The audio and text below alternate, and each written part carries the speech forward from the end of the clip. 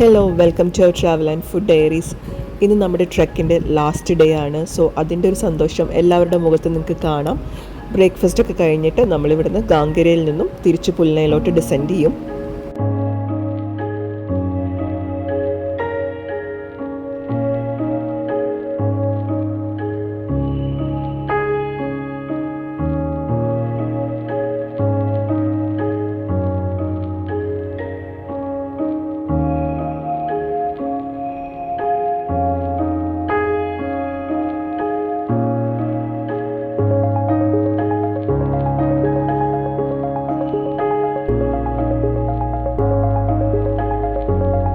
You have to take the route that leads to the main metal bridge. Okay, that is where we are going. Then we will stop at the dhaba. Mayank will stop at the dhaba, and approximately the break will last approximately 10 to 15 minutes.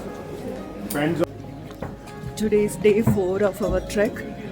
നമ്മൾ തിരിച്ച് ഇനി ഗാംഗരിയിൽ നിന്ന് പുൽനയിലോട്ട് പോവാണ്. So ഇപ്പോൾ ഏകദേശം ഒരു 6:30 ആയി കാണും നമ്മൾ ട്രെക്ക് സ്റ്റാർട്ട് ചെയ്തു താഴോട്ടുള്ളത്. നമ്മൾ ഗാംഗരയിൽ നിന്നും തിരിച്ച് പുൽനയിലോട്ട് പോകുന്ന ആ ഒരു റൂട്ട് നമ്മൾ ഫസ്റ്റ് ഡേ ട്രെക്ക് ചെയ്ത് വന്ന ആ ഒരു സെയിം റൂട്ട് തന്നെയാണ്. അത് കാരണം ഞാൻ ഇവിടെ അധികം ഷൂട്ട് ചെയ്യുന്നില്ല.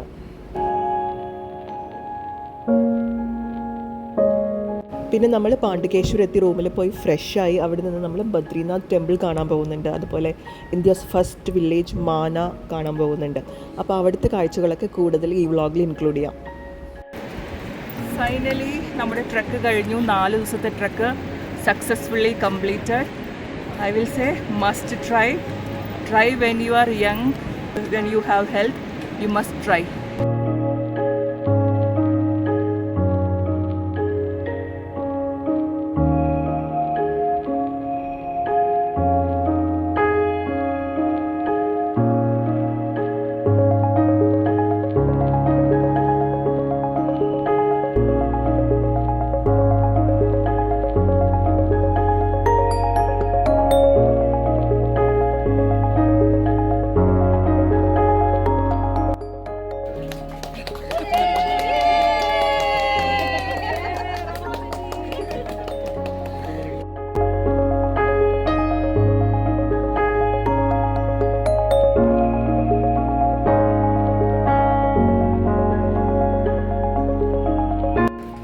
നമ്മുടെ ലഗേജസ് ഒക്കെ ഓൾറെഡി മ്യൂളിൽ ഇവിടെ വന്നിട്ടുണ്ടായിരിക്കും. നമുക്കിനി ഇവിടുന്ന് ഒരു ഷെയർ ടാക്സി എടുത്ത്, അതായത് പുൽനയിൽ ഒരു ഷെയർ ടാക്സി എടുത്ത് ഗോവിന്ദ് ഘാട്ടിലെത്തണം. ഗോവിന്ദ് ഘാട്ടിൽ നമ്മുടെ ട്രാവലർ വെയിറ്റ് ചെയ്യുന്നുണ്ടാവും. It was A nice experience, challenging, adventurous. ഒരു വിൽ പവർ സ്ട്രോങ് ആണെങ്കിൽ you can easily do it. Yes.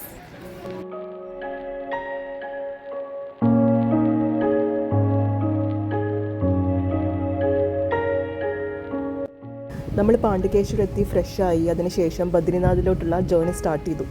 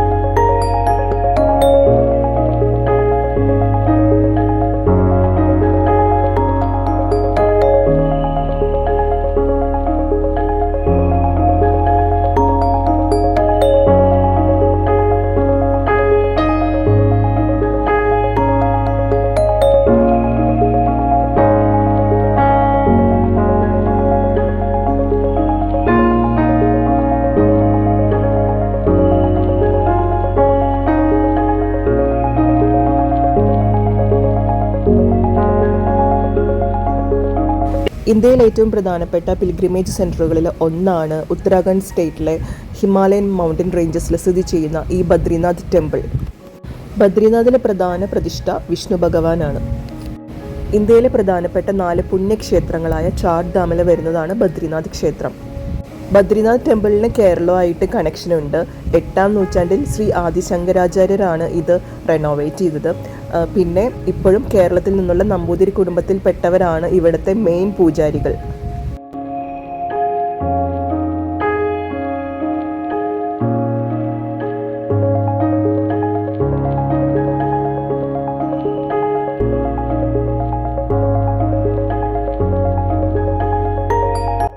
ഒരു വർഷത്തിൽ 6 മാസം മാത്രമാണ് ഇവിടെ ഓപ്പൺ ആവുള്ളൂ. കടുത്ത മഞ്ഞുവീഴ്ചയും കൊടും തണുപ്പൊക്കെ കാരണം ഇവിടെ മെയ് മാസം മുതൽ ഒക്ടോബർ നവംബർ വരെ തുറന്നിരിക്കുള്ളൂ. ബാക്കിയുള്ള സമയങ്ങളിൽ ഇവിടുത്തെ വിഗ്രഹം ജോഷിമഠിലേക്ക് ട്രാൻസ്ഫർ ചെയ്യും. എന്നിട്ട് അവിടെയാണ് പൂജകളൊക്കെ ചെയ്യുന്നത്.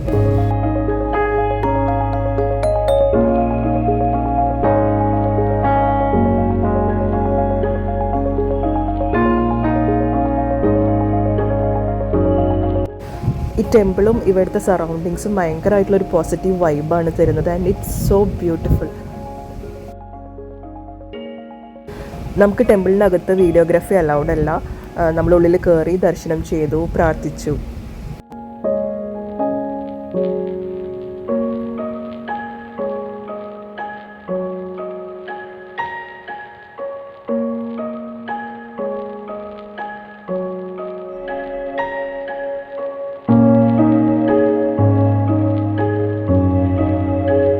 ഇവിടെ ഒരു നാച്ചുറൽ ഹോട്ട് സ്പ്രിംഗ് ഉണ്ട്. തപ്കുണ്ട് എന്നാണ് അതറിയപ്പെടുന്നത്. മെയിൻ എൻട്രൻസിൻ്റെ തൊട്ട് താഴെയായിട്ടാണ് ഇത് വരുന്നത്. പുറത്ത് എത്ര ഫ്രീസിങ് കോൾഡ് ആണെങ്കിലും ഈ ഒരു വെള്ളത്തിൻ്റെ ടെമ്പറേച്ചർ 45 ഡിഗ്രി സെൽഷ്യസിലാണ് എപ്പോഴും ഉണ്ടാകുക. വിശ്വാസികളിൽ പലരും ഇവിടെ വന്നൊരു ഹോളി ഡിപ്പ് എടുത്തിട്ടാണ് അമ്പലത്തിൽ കയറുന്നത്.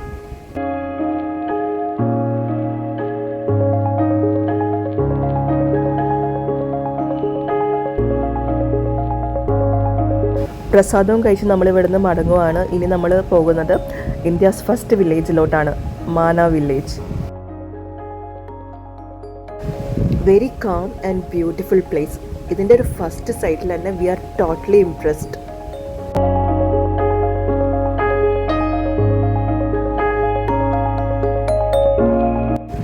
മുന്നേ ഈ village last village of India എന്നാണ് അറിയപ്പെട്ടിരുന്നത്. Because it is very close to border area. പക്ഷേ ഇപ്പോൾ ഗവൺമെൻറ് ഈ ഒരു വില്ലേജിനെ റീബ്രാൻഡ് ചെയ്തു. ഇപ്പോൾ ഫസ്റ്റ് വില്ലേജ് ഓഫ് ഇന്ത്യ എന്നാണ് മാന അറിയപ്പെടുന്നത്. ബദ്രിനാഥ് ടെമ്പിളിൽ നിന്നും ജസ്റ്റ് 3 കിലോമീറ്റർ ദൂരം മാത്രമേ ഉള്ളൂ മാന വില്ലേജ് എത്തുവാനായിട്ട്. പിന്നെ ഇവിടുന്ന് 24 കിലോമീറ്റർ ദൂരം മാറിയാൽ ഇൻഡോ ടിബറ്റൻ ബോർഡർ എത്തും. മാന വില്ലേജിൻ്റെ അപ്പുറത്തോട്ട് പിന്നെ സിവിലൈസേഷൻ ഒന്നുമില്ല.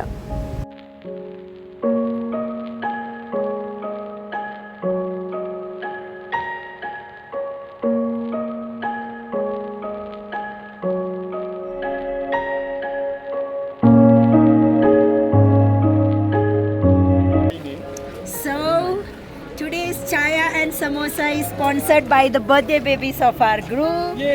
Ramshad and Sharif. Come on, let's go.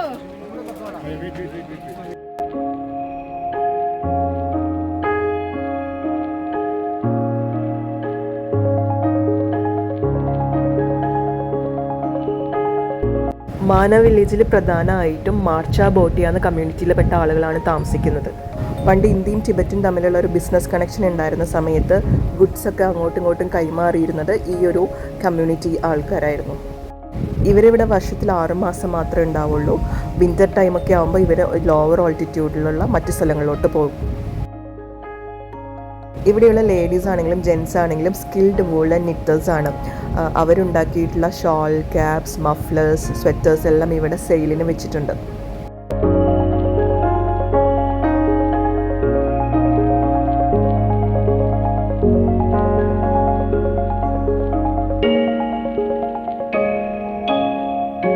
ഇന്ത്യയിലെ ഫസ്റ്റ് വില്ലേജായ മാന ഹിന്ദു പുരാണങ്ങളിലെയും പ്രധാനപ്പെട്ട ഒരു സ്ഥലമാണ്. മഹാഭാരതവും പാണ്ഡവരും ഒക്കെ ആയിട്ട് ബന്ധപ്പെട്ട് ഈ ഗ്രാമത്തിന് നിരവധി ഐതിഹ്യങ്ങളുണ്ട്. ഇവിടെ ഒരു ഗുഹയുണ്ട്, വ്യാസഗുഹ എന്നാണ് അറിയപ്പെടുന്നത്. അപ്പോൾ അവിടെ വെച്ചിട്ടാണ് വേദവ്യാസ മഹർഷി മഹാഭാരതം എഴുതിയെന്ന് വിശ്വസിക്കുന്നു. മഹർഷി പറഞ്ഞ വരികളൊക്കെ ഗണപതി ഭഗവാനാണ് എഴുതിയെടുത്തത്. നോളജിൻ്റെ ഗോഡസായ സരസ്വതിയുടെ പേരിൽ അറിയപ്പെടുന്ന നദി നമുക്ക് മാന വില്ലേജിലാണ് കാണാൻ പറ്റുന്നത്. അതിൻ്റെ പിന്നിലൊരു ഐതിഹ്യമുണ്ട്. മഹാഭാരതം എഴുതുന്ന സമയത്ത് വ്യാസ മഹർഷിക്ക് സരസ്വതി നദിയുടെ ഒഴുക്കിൻ്റെ ശബ്ദം കാരണം കോൺസെൻട്രേഷൻ നഷ്ടപ്പെട്ടു. അത് കാരണം അദ്ദേഹം സരസ്വതി നദിയെ ശപിച്ചു, എന്നിട്ട് ഭൂമിയുടെ അടിയിലേക്ക് ഒഴുകാൻ ആവശ്യപ്പെട്ടു എന്നൊക്കെയാണ്. ഈ ഒരു കാരണം കൊണ്ടാണ് സരസ്വതി നദിയെ ഒരു പോയിന്റ് കഴിഞ്ഞാൽ നമുക്ക് കാണാൻ പറ്റാത്തതെന്നാണ് വിശ്വാസം. പാണ്ഡവരുടെ കാര്യം പറയുവാണെങ്കിൽ കുരുക്ഷേത്ര യുദ്ധത്തിന് ശേഷമൊക്കെ അവർക്ക് ഈ ലോകത്തിലത്തെ ജീവിതം മടുപ്പ് തോന്നി. അപ്പോൾ അവർ രാജവസ്ത്രമൊക്കെ ഉപേക്ഷിച്ച് സ്വർഗത്തിലോട്ട് ജീവനോടെ പോകുവാനായിട്ട് തീരുമാനിച്ചു. അപ്പോൾ അവർ മാന വില്ലേജിലൂടെയാണ് ആ ഒരു യാത്ര നടത്തിയതെന്നാണ് വിശ്വാസം. ശക്തിയായി ഒഴുകുന്ന സരസ്വതി നദിയെ ക്രോസ് ചെയ്ത് കടക്കുവാനായിട്ട് ദ്രൗപദിക്ക് ബുദ്ധിമുട്ടുണ്ടായി. അപ്പോൾ ഭീമൻ ഒരു വലിയ പാറക്കെട്ട് എടുത്തു കൊണ്ടുവന്നിട്ട് പാലം പോലെ പണിതു എന്നാണ് ഐതിഹ്യം. നമ്മളിപ്പോൾ അവിടെയാണ് നിൽക്കുന്നത്. ഭീംപുൽ എന്നാണ് ഇതറിയപ്പെടുന്നത്. ഇത് ഭീമൻ്റെ ഫുട് പ്രിൻ്റ് ആണെന്നാണ് വിശ്വാസം.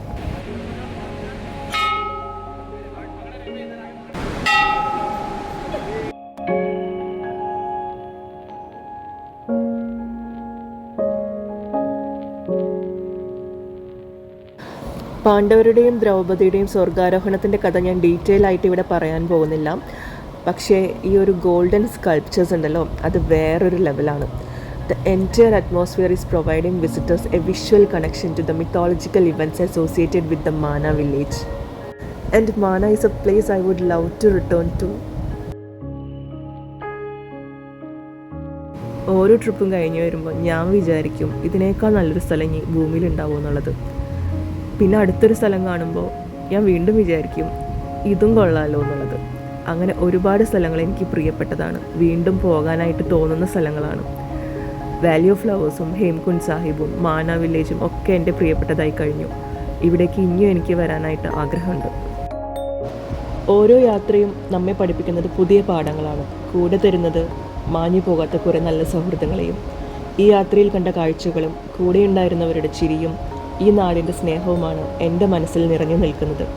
ഒരു യാത്ര അവസാനിക്കുന്നത് അടുത്തൊരു യാത്രയുടെ തുടക്കത്തിലേക്കാണ്. മറ്റൊരു പുതിയ വിശേഷവുമായി മറ്റൊരു യാത്രയിൽ വീണ്ടും കാണാം. Until then, keep traveling. Thank you for watching. Bye bye and take care.